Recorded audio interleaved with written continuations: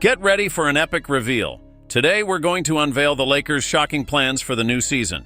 You'll discover secrets about a game-changing offense and the impact of Bronny James.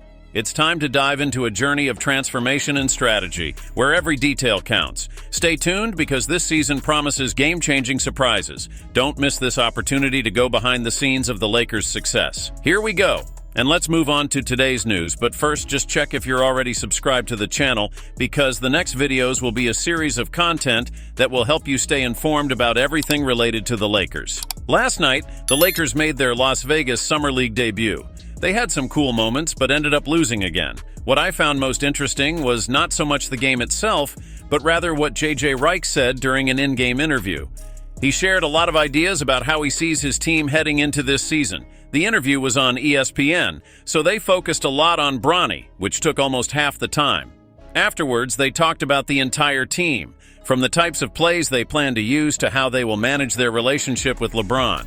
They also explained why J.J. Redick decided to become head coach. Hey guys, let's talk about what Redick shared about Bronny. It was the main topic of the interview, and there are two very important things here in my opinion. First, Redick sees Bronny as a role model in his player development program. This is not just news in this interview, but since Bronny joined the team. Redick has mentioned this several times, so it's something really worth getting excited about. "I'm super excited to coach Bronny," said Redick. "I just wanted to make one thing clear that you said Rob and I didn't give Bronny anything. He achieved this on his own merit with a lot of hard work. We focus a lot on player development, and Bronny is an example of that. He has a good athleticism, he's good in attack, defense, shooting, and passing. Let's talk about how we're building our player development program. This will provide an incredible opportunity for him to become a high-level player in the NBA. I think we are taking a different approach to what was done before, especially with the way Darren Ham handled the development of young talent. It seems he didn't pay much attention to their growth. It's common for coaches to prefer veterans over young players, but we're changing that now. We are focusing on developing our future with a long-term vision. Let's talk about Darren Ham. Many Lakers fans were angry because he preferred players like Tan Prince or Cam Reddish instead of giving Max Christie a chance. I agree that when Prince and Reddish were in good form, it made sense. But throughout the regular season, especially when Cam Reddish was out injured for over a month with his ankle, Darren Ham still didn't give Christie a fair chance, only offering to him sporadic playing time here and there. I really want to see a change in that now. I'm not suggesting that Bronny should play all the time or be number one right now, but I wish they would take a different approach to developing young talent. It seemed like Darvin Ham didn't even consider them an integral part of the team. From what I gather, it appears that Redick is taking a more hands-on approach to player development. He is focused on building strong relationships with all players, even those not in the main rotation. In my opinion, this in itself would be a huge improvement for the team on the court. Redick has been talking a lot about how Bron has excelled defensively, especially with his ability to pressure the ball carrier, which he has done very well during the summer games. However, there is still a bit lacking on the offensive side for him. But the commitment in defense has been remarkable. In my opinion, he has been one of the few solid defenders, possibly even the only good defender at the forward position in general.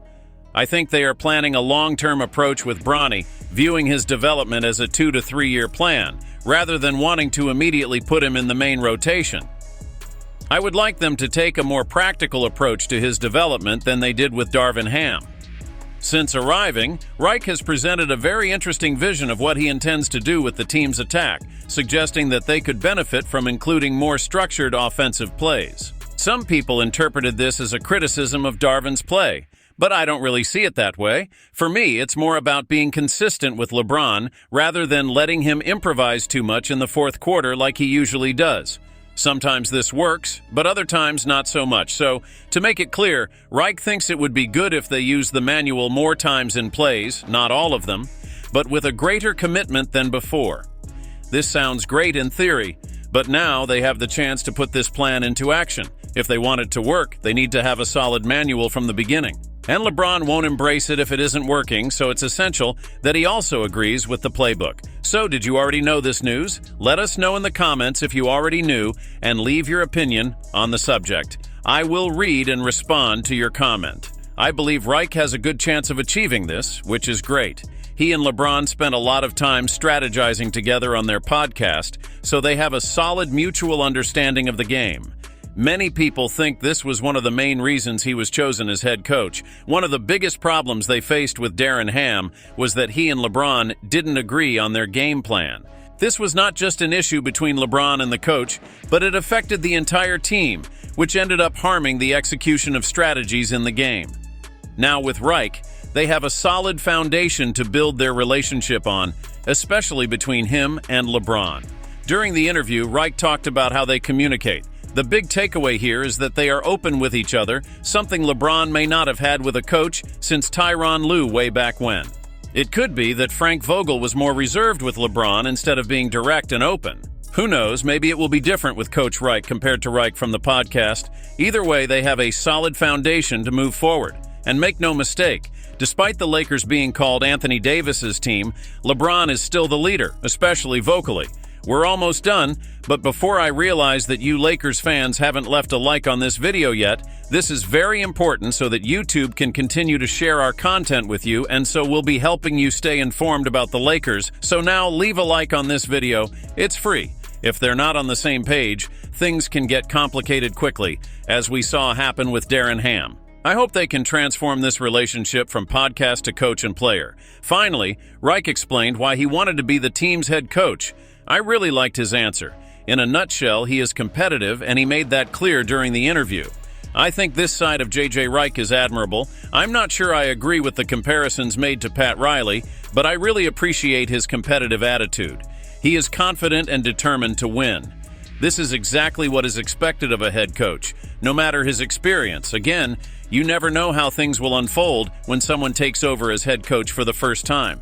But in my opinion, he said all the right things. Looking at the long term, it made sense to choose him as head coach. It may be an initial challenge for him, but there's something really interesting about the way Reich is approaching it all. In closing, while Reich didn't delve into many other players besides LeBron and Bronny, during this interview, he openly shared his plans for the team as a whole. His ideas were quite clear, and for the most part, I agreed with his views. Now, what do you think of all this?